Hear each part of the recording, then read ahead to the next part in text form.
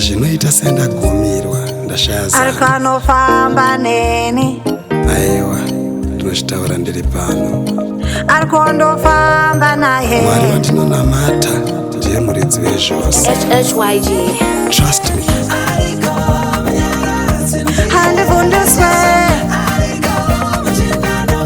Handitye chinhu ini. Handifundiswe.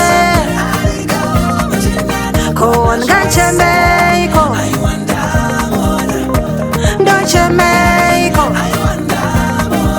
Ko ndingachemei. Ndochemei. Aripo akapa upenyu hwake kuti ndirarame. Aripo anovhura ziso rake nguva dzose kunditarira. Anoti ini ndiri mboni yeziso rake.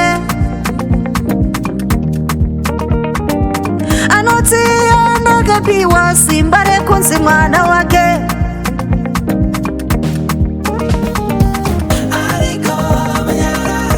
Handifundiswe.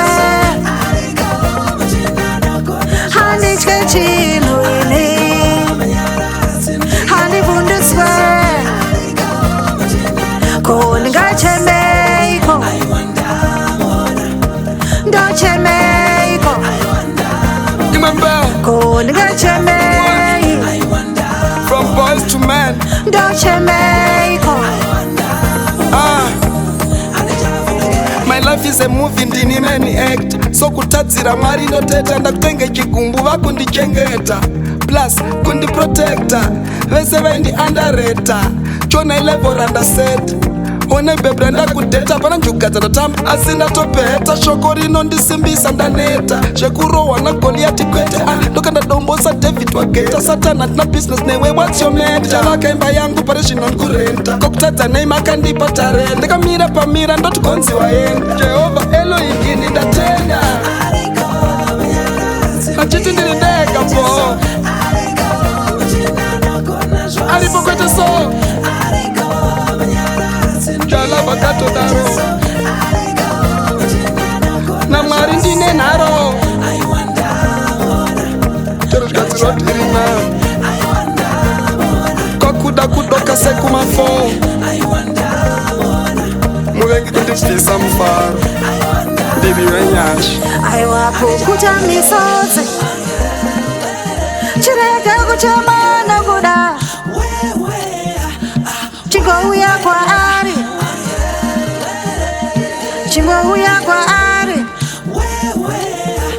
Boys, yeah. Inini life yangu iripo. Nekuti Mwari vanongogara varipo. Ndivo vakaregerera sosa takunzipo. Vakatipa zvipo. Shoko rikanyorwa tikaverenga Bible. Satani nemadhimoni akoivaipo. Ukurasika papko. Zvekuzogadziswa kupinda denga nezvinhu zvemangamanga. Aibo. Boys. Uya kwaari. Anotura mitoro. Kana Jesu ati yes. Hapana anoti no. Chingouya kwaari. Achakununura. Too street kuke kwami. Ende ndikutoda mo. Uya ufambe naye. Achakunyaradza. Uya ufambe naye. Na Jesu win my bro.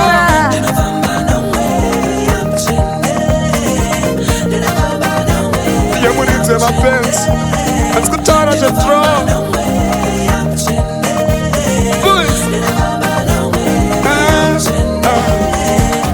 Saka ngazvinyore pabhodi. Kana ndiri low, I rely on God.